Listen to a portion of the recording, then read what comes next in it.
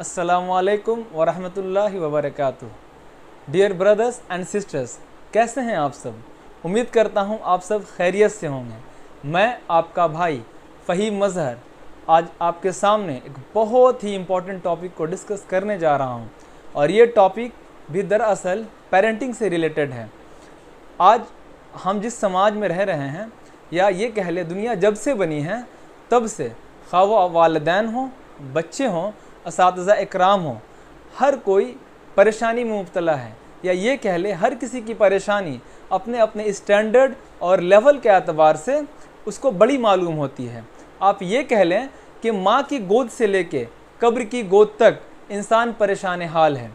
आइए, चूँकि मैं बात पेरेंटिंग की कर रहा था और बिलखुसूस बच्चों की कर रहा था, हमारे यहाँ हमारे समाज में दो तरह के पेरेंट्स पाए जाते हैं। नंबर एक, वो पेरेंट्स जिनको ये समझ में ही नहीं आता, ये बात समझने से कासिर हैं कि बच्चों को भी परेशानियाँ आती हैं, बच्चे भी मेंटल टेंशन एंग्जाइटी और डिप्रेशन का शिकार होते हैं, और उन्हें लगता है कि अरे क्या मामला है, बच्चों को टेंशन कैसे हो सकता है, ये तो खा पी रहे हैं, इनके अखराजात हम उठा रहे हैं, इन्हें घर चलाना थोड़ी है। तो इन्हें मालूम होता है कि बच्चों को किसी तरह का टेंशन नहीं होता। एक किस्म ये है। दूसरी किस्म उन पेरेंट्स की है जो ये समझते हैं कि बच्चों को तकलीफ़ तो होती है, बच्चे जहनी दबाव का शिकार भी होते हैं, बच्चे मेंटल प्रेशर का शिकार भी होते हैं, बच्चों में भी एंग्जाइटी और डिप्रेशन आती है, मगर ये बच्चों को इन परेशानियों को बहुत हल्के में लेते हैं। और ऐसे पेरेंट्स जो ये समझते हैं कि बच्चों को भी इन सब मसायब और इन सब प्रॉब्लम्स का सामना करना पड़ता है, इनकी तादाद भी आटे में नमक की तरह है। आइए, जब आप मेडिकल साइंस का मुताला करेंगे या जब आप साइकोलॉजी को मुताला करेंगे तो आपको ये पता चलेगा कि बच्चों में भी जहनी दबाव होता है और इसके कुछ अहम असबाब हैं। जैसे क्लास में, जैसे स्कूल में असाइनमेंट का बोझ, सेलेबस का बोझ, होमवर्क करने का बोझ,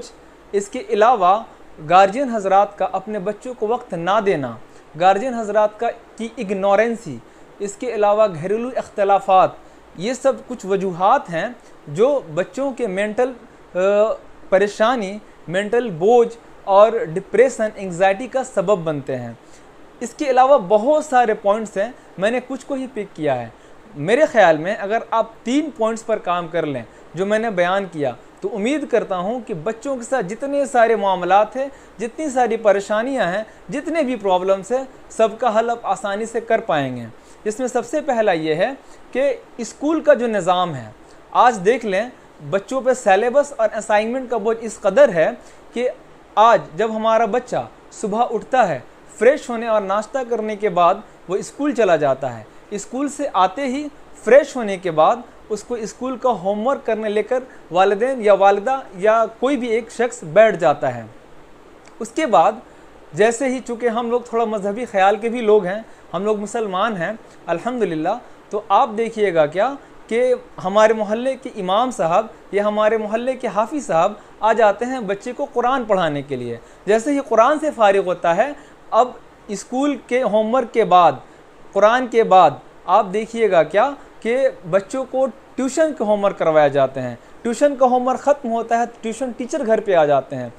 पूरा दिन कह लें, सारा दिन हम पढ़ाई के नाम पे बच्चों को बिज़ी रखते हैं और उन्हें किसी तरह की फ़िज़िकल एक्टिविटी नहीं करवाते हैं, जिसका नतीजा ये होता है कि बच्चों को पढ़ाई के नाम पर उसके जहन पर इतना ज़्यादा बोझ दे दिया जाता है कि नतीजतन वो डिप्रेशन, एंग्जाइटी और टेंशन का शिकार हो जाता है। आपको ये बात मालूम होगी कि जब बच्चे हों या बड़े, जब फिज़िकल एक्टिविटी में खुद को बिज़ी रखते हैं या किसी तरह का खेल कूद का माहौल को गर्म रखते हैं, तो देखिएगा उनके हर किसी के दिमाग से एक केमिकल खारिज होता है, ये कह ले कई तरह के केमिकल और हार्मोन्स खारिज होते हैं जो इंसान की एंग्जाइटी, डिप्रेशन और टेंशन को ख़त्म करते हैं या ओवरकम करते हैं। हमने पढ़ाई के नाम पर उसके बचपन को छीन लिया, उसके खेल कूद को छीन लिया, लिहाजा हमारा बच्चा जहनी बोझ उसके दिमाग पर सवार होता चला जाता है और उसमें मुब्तला होता चला जाता है। इसके अलावा नंबर 2, आज देखिए हमारे रूटीन इतनी बिजी है कि गार्जियन हजरात को वक्त नहीं है कि अपने बच्चों को वक्त दें। जिसके नतीजे में क्या होता है, अगर आप अपने बच्चे को वक्त नहीं देते हैं तो बच्चे में और आप में एक डिस्टेंस पैदा हो जाएगी, जिसका नतीजा ये होगा कि बच्चे के साथ आने वाली परेशानियाँ, चाहे वो किसी किस्म की परेशानी हो, जब आपसे एक दूरी पैदा हो जाएगी तो बच्चा आपसे शेयर नहीं करेगा, और शेयर नहीं करने की वजह से वो इन परेशानियों में मज़ीद मुब्तला होता चला जाएगा। और दूसरी बात गौर करने की ये है कि जब वो आपसे शेयर नहीं करेगा तो सोचे वो किसके साथ शेयर करेगा, अपने स्कूल के किसी दोस्त से, और उसका दोस्त भी एक बच्चा है, और वो बच्चा कोई मशवरा देता है, और बाज़ औक़ात देखने में ऐसा आता है कि अपने दोस्त के मशवरे पे अमल करके बच्चा अपने आप को और मुसीबत में डाल लेता है। लिहाजा मैं गार्जियन हज़रात से गुजारिश करूँगा कि आप अपने बच्चों को ज़्यादा से ज़्यादा वक्त दें, उनसे ज़्यादा से ज़्यादा कुर्बत और कुर्बत हासिल करें, ताकि वो अपने परेशानियों को, अपने प्रॉब्लम्स को आपके सामने रख सकें। तीसरी और बहुत अहम पॉइंट ये है कि आप देखिए, हम चूँकि हमारा घरेलू सिस्टम कैसा है, हम एक जगह रहते हैं, बहुत सारे फैमिली मेम्बर्स होते हैं, फैमिली मेम्बर्स में इख्तलाफात इस कदर हो जाती है कि वो झगड़े की नौयत अख्तियार कर लेती है, जिसका डायरेक्ट असर बच्चे के जहन पर, बच्चे के दिमाग पर पड़ता है। वो किसी से कह नहीं पाता, मगर नतीजा ये होता है कि वो एंग्जाइटी, डिप्रेशन और टेंशन का शिकार होता चला जाता है, और वो किसी से कह भी नहीं पाता। आप बिलखुसूस आप देखें, जब खाविंद और अहलिया, शोहर और बीवी में इख्तलाफ होता है, और ये इख्तलाफ जब झगड़े की सूरत अख्तियार कर लेता है, तो उन दोनों के बच्चे पर बहुत बुरा असर डालता है, जिसका तस्वुर आप कर भी नहीं सकते। लिहाजा घरेलू इख्तलाफ हो, चाहे फैमिली मेम्बर्स के दरमियान हो या मियाँ और बीवी के दरमियान हो,